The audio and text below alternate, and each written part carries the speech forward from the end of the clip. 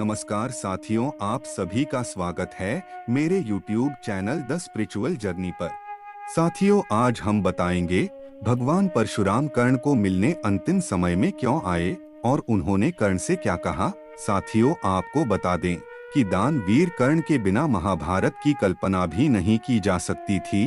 साथ ही इस बात से इनकार नहीं किया जा सकता कि कौरवों के सेनापति कर्ण अपने प्रतिद्वंदी अर्जुन से भी बड़े धनुर्धर थे, जिसकी तारीफ स्वयं भगवान कृष्ण ने की थी। कर्ण न कि एक शक्तिशाली योद्धा थे, बल्कि बहुत बड़े दानवीर भी थे। बिना युद्ध का परिणाम सोचे अपने कवच कुंडल तक दान में दे चुके थे।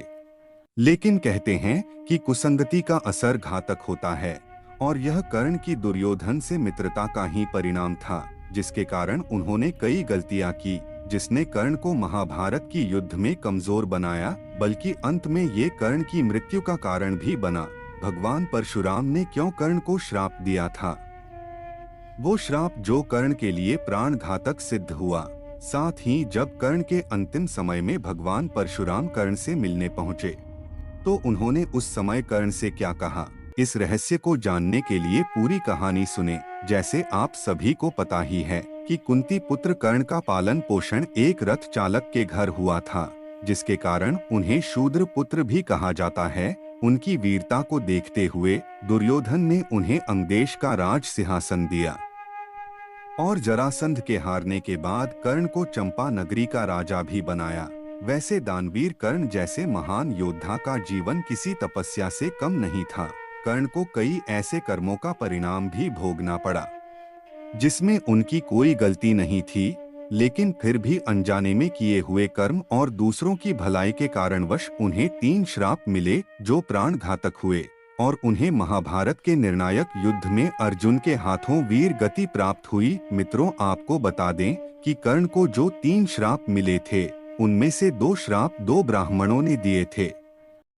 यह दोनों श्राप उन्हें अनजाने में बाण चलाने से मिले थे। इसके अलावा तीसरा श्राप उन्हें भगवान परशुराम ने दिए थे। कर्ण को परशुराम ने श्राप क्यों दिया, इसका उत्तर महाभारत की ही एक कथा में मिलता है। कर्ण जब धनुर्विद्या सीखने के लिए गुरु द्रोणाचार्य के पास पहुंचे, तो उन्होंने कर्ण के शूद्र पुत्र होने की वजह से उन्हें शिक्षा देने से मना कर दिया। कर्ण इससे निराश होकर भगवान परशुराम के पास पहुंचे। परशुराम जी ने कर्ण की प्रतिभा को देखकर कर्ण को अपना शिष्य बना लिए। एक दिन अभ्यास के समय जब परशुराम जी थक गए थे, तो उन्होंने कर्ण से कहा कि मैं थोड़ा आराम करना चाहता हूँ। तब कर्ण ने परशुराम जी के सिर को अपने जंघे पर रखा और परशुराम जी आराम करने लगे। थोड़े समय बाद एक बिच्छू आया, जिसने कर्ण के जंघा पर डंक मारने लगा।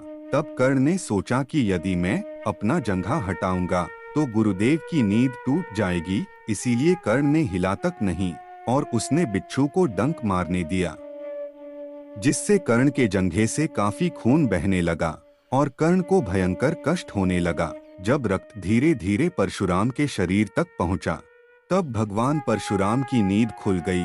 परशुराम जी उठ गए और यह देखकर भगवान परशुराम क्रोधित हो गए और कहने लगे कि इतनी सहनशीलता क्षत्रिय में ही हो सकती है। तत्पश्चात वे क्रोधित होकर बोले, तुमने मुझसे झूठ बोलकर ज्ञान प्राप्त किया है, इसीलिए मैं तुम्हें श्राप देता हूँ कि जब भी तुम्हें मेरी दी हुई विद्या की जरूरत होगी, उस समय तुम्हें वो काम नहीं आएगी। दरअसल भगवान परशुराम क्षत्रियों को ज्ञान नहीं देते थे, वे कर्ण को ब्राह्मण पुत्र जानकर ही ज्ञान दिया था। ऐसे में क्रोधित होकर उन्होंने कर्ण को श्राप दिया, और अंत में महाभारत के युद्ध के दौरान जब कर्ण और अर्जुन के बीच युद्ध चल रहा था, तब भगवान परशुराम की दी हुई विद्या को कर्ण भूल गए। महाभारत की रणभूमि में जब कर्ण अपने आखिरी समय में थे, तब भगवान परशुराम उनके पास आए और कहने लगे कि इसी दिन के लिए तो मैंने कर्ण तुम्हें श्राप दिया था। हे पुत्र, इस युद्ध में विजय होने से तुम्हें कुछ नहीं मिलेगा। यदि वासुदेव कृष्ण के होते हुए तुम विजयी हो भी गए, तब भी कंगाल हो जाओगे। इसीलिए हे दानवीर कर्ण, विजय पर सिर्फ पांडवों का ही अधिकार है और तुम लेने के लिए प्रसिद्ध नहीं हो, तुम तो देने के लिए प्रसिद्ध हो। अपने भाग्य से संधि कर लो। अभिमन्यु की हत्या में भाग लेकर तुम दुर्योधन के ऋण से मुक्त हो चुके हो। सब कुछ जानकार अनजान ना बनो। हे पुत्र, मेरे आशीर्वाद की छाया में आओ और याद रखो, मृत्यु लोक हो चाहे स्वर्ग लोक, जब भी वीरों महावीरों की सभा में तुम्हारा नाम लिया जाएगा तो सभी वीर खड़े होकर तुम्हारे नाम की जय जयकार करेंगे।